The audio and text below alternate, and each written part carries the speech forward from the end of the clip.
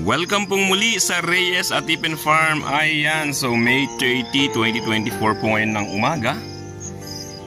Ayan, so eto na po ang itsura niya. Mag-aalas 7 na po dito sa ating farm. Ayan, no? So kagabi, sobrang lakas po ng ulan. Nagsimula po yung ulan ng alas 8 hanggang di na namin alam kung hanggang madaling araw ba. Ang kagandahan lang naman po paggising ko ng mga alas 5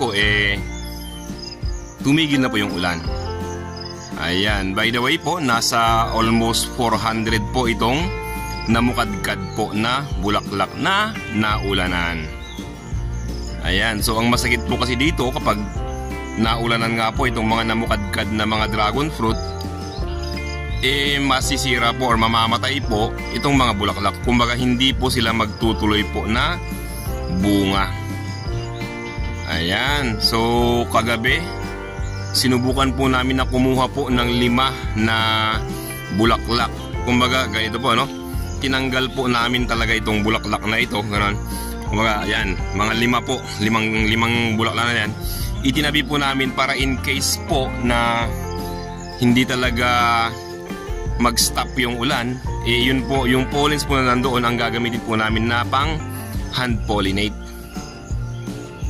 Ayan, ang nangyari nga lang, pag-check po namin ng kinaumagahan, yung mga kinuha po namin na 5 ganyan, ng bulaklak po, wala rin pala. Kumbaga yung mga pollens niya parang nag-dry yata or kasi parang nawala Sa bagay, kinuha po kasi namin yung mga bulaklak na umuulan po kasi sobrang lakas nga po ng ulan. So ginawa lang po natin kanina ng madaling araw, nag-hand pollinate po tayo.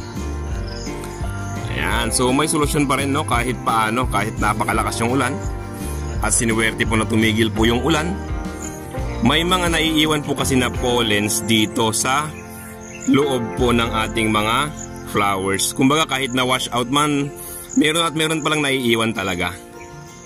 Ayan, so yun po ang ipang-hand pollinate natin. Ito pong mga dragon fruit po namin ay Moroccan red variety. Actually po, self-pollinating po ito. Kumbaga hindi naman kailangang i-hand pollinate. Ang problema nga lang, dahil po sa lakas ng ulan, na-wash out yung mga pollens. Tapos kung mapapansin po ninyo, walang bees.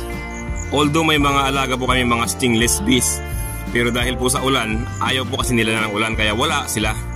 So expected walang nag-pollinate dito.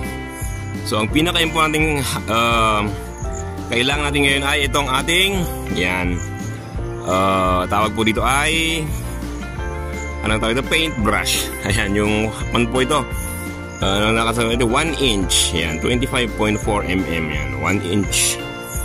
Yan po ang the best po na pang hand pollinate para po maipasok po natin sa loob po ng bulaklak.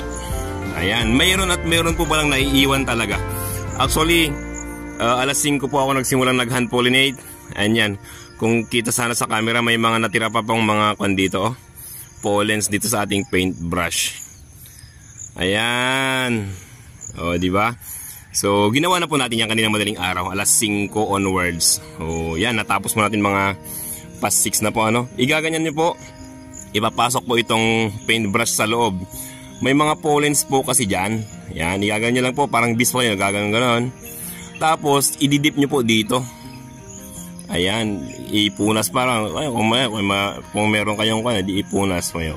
So, mapapansin ninyo parang yon. Basta meron dyan. Yan, na-pollinate. Ito rin po ay pampalaki ng bunga. Kumbaga kung properly talaga na hand pollinate or na pollinate po yung mga bulaklak ng dragon fruit, lalaki po talaga ang bunga nila. Ayan. Eto, kung hindi po tayo nag-hand pollinate, di ba yung worst po is mamamatay sila. Yung medyo okay lang is yung may mabubuhay pero maliliit po yung bunga. So parang yung maliit na sibuyas, ganun po ang kalaki lang niya. Parang ang liliit.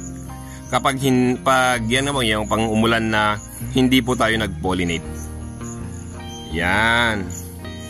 So ganun po ang gagawin natin, ha. Mag-hand pollinate po tayo. Mag-a-update po kami mga after 7 days. ipapakita po namin yung resulta ng ating pag-hand pollinate. Ayan, meron pong maninilaw dito yung malalaglag.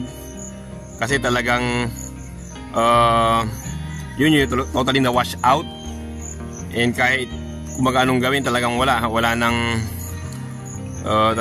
namatay eh. So meron ganon. Hindi 100% na mabubuhay yung ating mga bulaklak po na ito. Kagandahan na hand pollinate natin is for sure na more than 80% ay mabubuhay po. Yan.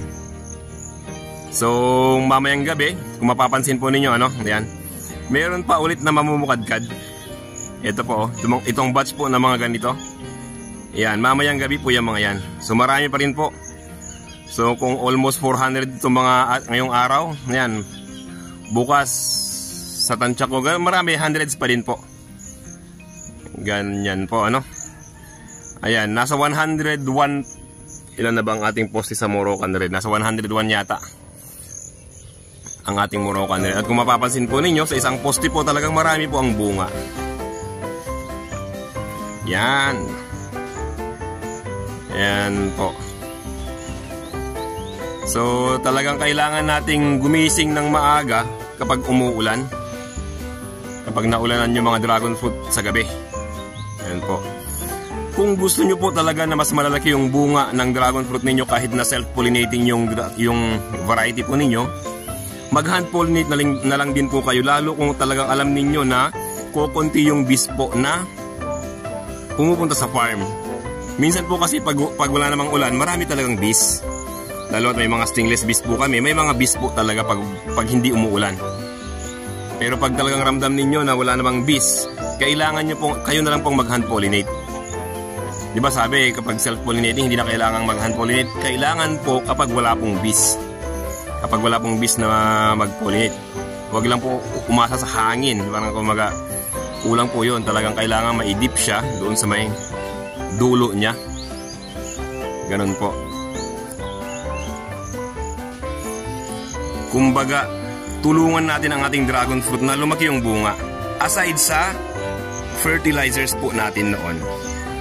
Yan, pinakamahalaga po pala is nakapaglagay na po tayo ng napakaraming cow manure, goat manure, carbonized rice hull, mga organic na fertilizers, vermicast, etc.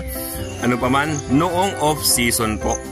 So, ang paglalagay po ng mga ganon, yung mga matataas po sa nitrogen, November, December, January, February, yan, mga off-season po, yung wala pang bunga ang ating mga dragon fruit.